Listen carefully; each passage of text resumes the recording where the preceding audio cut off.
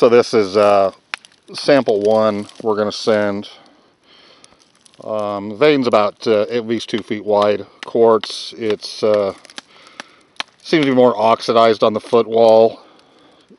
On the hanging wall we've got some country rock showing, which I think we would classify as a greenstone. There are some quartz stringers in it. And we are going to include a little bit of host rock with the samples, just so you can kind of eyeball them. So this is going to be sample number 1. We wound up putting them in a kind of a wrong order. So this is about 15 feet to the left of sample 2, which was this 2 foot wide vein. Kind of similar, very similar looking material.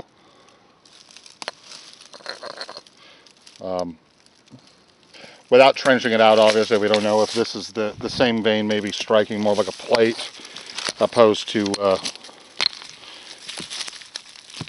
2 north striking veins, but it could be like a 2 north striking veins here.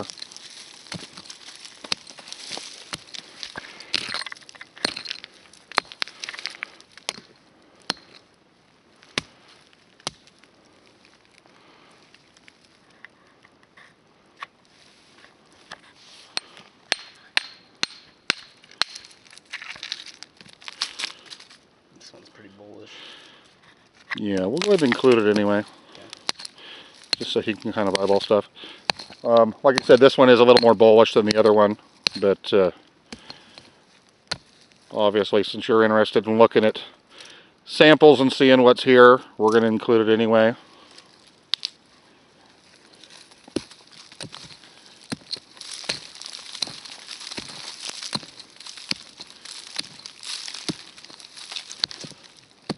I think we're in the decayed host rock right here. Yeah. Yeah, this side looks more like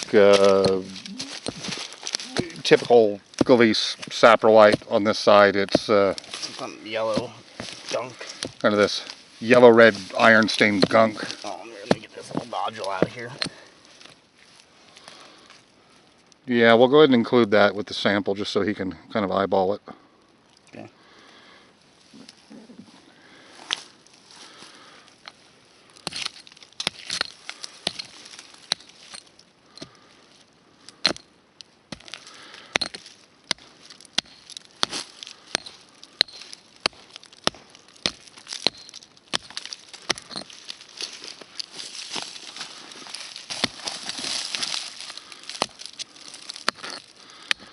Yeah, see if you can pry that piece out for him. We'll send him a big chunk.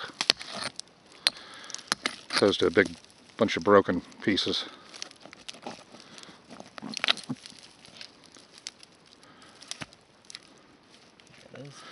Yeah, so that ought to be a good sample to eyeball, that and that piece of host rock.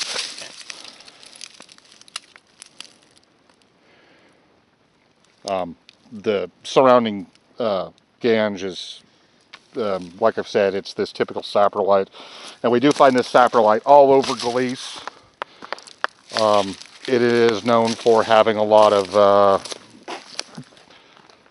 veins and narrow stringers in it all through the Gliese country. We see it on the North Fork and on Peavine, and clear over here, obviously, on Taylor Creek, which is about 3 or 4 air miles east of us. The Prater pocket was taken out over there completely on accident back in the 80s. There was a miner by the name of Bill Prater. Was into metal detectors, had done a lot of metal detecting on a little red knob, kind of very similar to this kind of ground. And he was a postal worker and used to come back when he got done with his mail rounds, would sometimes come out here and prospect a little bit. And the story is, and it was a bona fide story, had come back for the night, walking off the hill down a logging road, which was all this typical red saprolite material, and accidentally left the metal detector on and got it hit in the middle of the road and just happened to pull a sample, and it turned out it was a pocket, kind of a a residual pocket that had eroded in place and concentrated down and that was a pretty good pocket he had taken out of there. It was supposedly well over 100 ounces. So kind of very similar conditions to there, similar conditions to some of the ground around the Sugar Pine and Mount Peavine and the Bear Camp area. So kind of very, very similar conditions up here.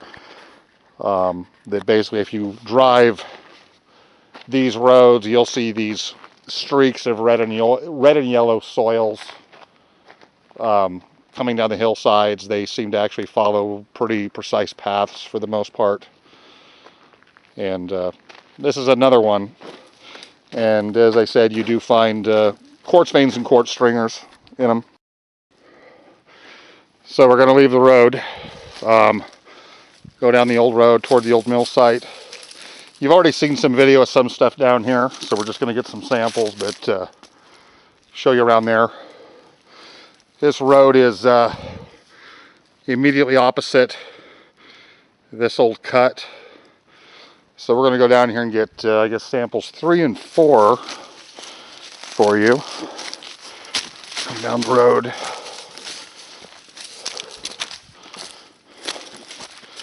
And the road does need a lot of help. It's pretty chewed up. It's fairly old.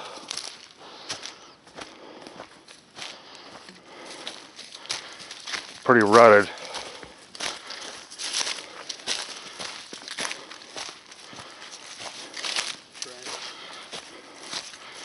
Yeah, so there's a little trench.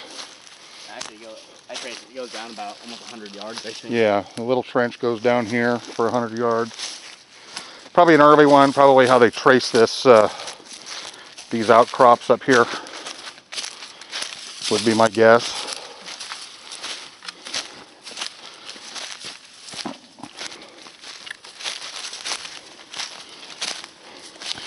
Most of these early lode discoveries in Gliese were usually just found in the creeks and then traced up the hills by placer miners.